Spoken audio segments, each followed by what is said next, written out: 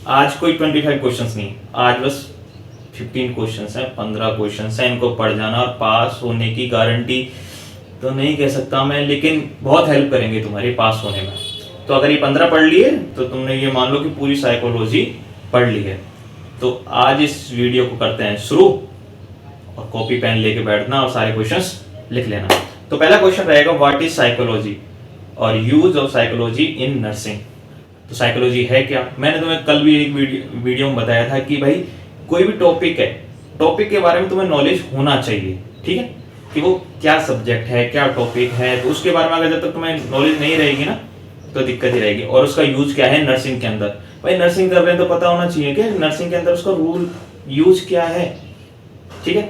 तो दूसरा क्वेश्चन रहेगा, scope of psychology in nursing. Scope का मतलब होता है कि नर्सिंग में हम पर साइकोलॉजी पढ़ेंगे तो इसका यूज हम कहाँ कहाँ पे कर सकते हैं, कहाँ कहाँ पे जॉब मिल सकती है हमें, कहाँ कहाँ हम क्या क्या कर सकते हैं, ठीक है। अगला क्वेश्चन रहेगा तीसरा, guidance and counselling. Guidance and counselling में थोड़ा सा अंतर रहता है। काउंसलिंग होती है 1 to 1, ठीक है, मैं बैठा हूँ इधर, सामने तुम बैठे हो और मैं तुम्हारी काउंसलिंग कर रहा हूँ। जैसे डिप्रेशन वाले पेशेंट रहते हैं उनके अंदर काउंसलिंग होती है। गाइडेंस क्या होती है, अपन ने 12th पास करी तो कोई भी आगे बोल देता है ना कि भाई ये कर लो, बीएससी कर लो, बीए कर लो, तो वाला सीन रहता है, वो होती है गाइडेंस। ये लाइफ लॉन्ग चलती है। काउंसलिंग की पर्टिकुलर मोमेंट होती है, ठीक है, और इसमें काउंसलर होता है। ऐसे ऐसे करके तुम्हें पढ़ना है, गाइडेंस एंड काउंसलिंग। अगला क्वेश्चन रहेगा, define mental health, explain the characteristics of mentally healthy person.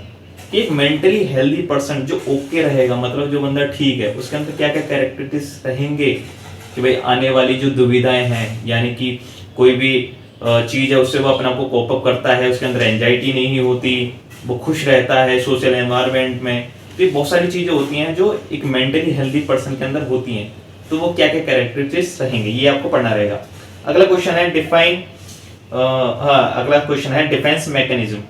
ये बहुत इंपॉर्टेंट है, डिफेंस मैकेनिज्म। जैसे कि कोई भी बंदा रहता है वो अपनी जो गलतियां रहती हैं उसके अंदर, मतलब कुछ कमियां रहती हैं, उनको वो किसी और एनर्जी में कन्वर्ट कर देता है। जैसे कोई बंदा है उसको बहुत गुस्सा आता है, वो बॉक्सर बन जाता है, ठीक है, तो अपना गुस्सा वो वहां निकालता है। तो ऐसे करके डिफेंस मैकेनिज्म होती है, इनके जो टाइप रहते हैं, एग्जांपल रहते हैं, सारे याद करने हैं, ठीक है। अगला क्वेश्चन रहेगा question number 6, define conflicts and types of conflict. Conflict के बारे में मैंने पिछली वीडियो में बताया था और ये वहां पे भी इंपॉर्टेंट है, सोशियोलॉजी में और साइकोलॉजी में तो है ही। तो कॉन्फ्लिक्ट्स पढ़ने हैं, ठीक है। अगला क्वेश्चन रहेगा, define personality and types theories of personality, ठीक है। तो पर्सनैलिटी के बारे में पढ़ना रहेगा तुम्हें, किस किस तरह की पर्सनैलिटी रहती है, ठीक है। और इसमें अगला क्वेश्चन है, Sigmund Freud personality theory. Sigmund Freud था, उसने पर्सनैलिटी की एक थ्योरी दी थी, उसमें बहुत सारी चीजें उसने बताई। जैसे इसमें तुम पढ़ोगे इड, ईगो, सुपर ईगो। अब इसमें बहुत ज्यादा कंफ्यूजन रहता है, उसको कंफ्यूजन को दूर करते हैं तुम्हारे को। Id, ego, super ego. Id क्या रहती है? इड रहती है कोई ऐसी जिद जो मतलब पूरी करनी है, उसको नहीं पता कि भाई इसका परिणाम क्या रहने वाला है, क्या कुछ, बस करनी है तो करनी है। जैसे कोई इसका वो देता हूँ तुम्हें कि भाई कोई एक बंदा है और 2 बंदे हैं, वो ऐसे गाड़ी, 3 बंदे सॉरी, गाड़ी लेके जा रहे हैं कहीं बगीचे के सामने से, और उनको दिखता है एक आम का पेड़। अब एक, तीनों कहते हैं भाई आम खाने। अब आम खाने तो बगीचे का मालिक भी है, उससे तो बचना है। अब ये सोचते हैं भाई कैसे खाने। तो जो पहला बंदा है वो कहता है भाई आम तो खाने, कैसे खाने, चुरा के खा लूंगा मैं तो, ठीक है। तो ये तो इड है कि भाई चुरा के खाने, कैसे खाने, खा लूंगा बस।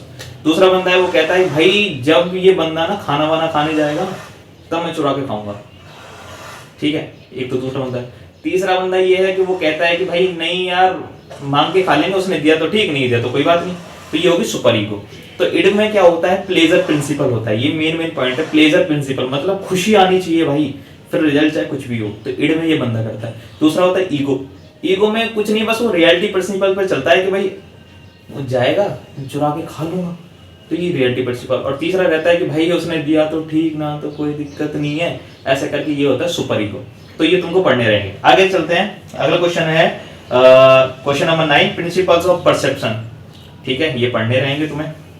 और अगला क्वेश्चन है perception and errors in perception, ठीक है। परसेप्शन की बंदा क्या सोचता है, और एरर इन परसेप्शन में पढ़ेंगे तुम इल्यूजन और हेलुसिनेशन। इल्यूजन और हेलुसिनेशन का मेन पॉइंट एक ही रहता है कि इल्यूजन रहता है उसके अंदर एक्सटर्नल स्टिमुलाई प्रेजेंट रहता है, और हेलुसिनेशन के अंदर कोई एक्सटर्नल स्टिमुलाई प्रेजेंट नहीं रहता है। एक्सटर्नल स्टिमुलाई का मतलब कि तुम गए अपने दोस्त को लेने के लिए रेलवे स्टेशन पे और तुमने देखा कि कोई बंदा खड़ा है और उसके कंधे पे ऐसे हाथ रख के तुम बोल रहे हो और भाई विनोद, और देखा तो विनोद नहीं, वो तो कोई और ही है। ठीक है, तो ये रहा इल्यूजन कि तुमने किसी और को देख के सोचा कि ये मेरा दोस्त है विनोद, लेकिन वहां पे कोई बंदा प्रेजेंट तो था, तो तुम्हें लगा कि भाई विनोद है, तो इसको बोलेंगे इल्यूजन। और वहां पे है ही नहीं कोई, परछाई भी नहीं है, उसको देख के कह रहा वो मेरा दोस्त विनोद है, एक्सटर्नल स्टिमुलाई प्रेजेंट ही नहीं है और तुम्हें लग रहा है कि तुम्हारा दोस्त विनोद है, तो इसको बोलेंगे हेलुसिनेशन। इसके भी टाइप्स रहते हैं, वो तुम्हें पढ़ने रहेंगे। अगला क्वेश्चन देखते हैं। अगला क्वेश्चन है लर्निंग, प्रोसेस होता है लर्निंग का, ये तुम्हें पढ़ना रहेगा। अगला क्वेश्चन है question number 12, motivation and it's theories.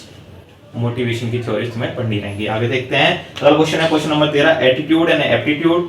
Question number 14, Maslow theory of motivation. ये मास्लो की जो थ्योरी है मोटिवेशन को, इसको अच्छे से पढ़ लेना भाई, ये तो पूछी ही जाती है हर जगह, ये पढ़ लेना। अगला क्वेश्चन है एक्सप्लेन स्ट्रेस। स्ट्रेस को कैसे मैनेज करते हैं, क्या स्ट्रेस होता है, क्या एंजाइटी रहती है, सारी चीजें पढ़ लेनी है। और इसी के साथ आपके 15 क्वेश्चंस पूरे हुए हैं। और वही बात कल वाली कि अगर अब तुम्हें ऐसा लगता है कि इसकी पीडीएफ कहाँ है, इसके आंसर कहाँ है, तो उसके लिए डीएम कर देना। व्हाट्सएप नंबर ये रहे और वही फीस है 20 रुपीज। और बस हंसते रहें, मुस्कुराते रहें, पढ़ते रहें। जैसे जैसे एग्जाम पास आ रहा है तुम्हारी टेंशन हो रही है, अभी एक वीडियो और बनाऊंगा जिसके अंदर मैं बताऊंगा कि एग्जाम के अंदर जो कॉपी मिलेगी उसके अंदर एक क्वेश्चन के अंदर कितने पेज भरने, कितने नंबर का क्वेश्चन में कितने पेज भरने रहेंगे, कैसे क्या करना रहेगा, सारी चीजें, हेडिंग्स कैसे डालनी है, सारी चीजें मैं बताऊंगा। तब तक लिए बाय बाय।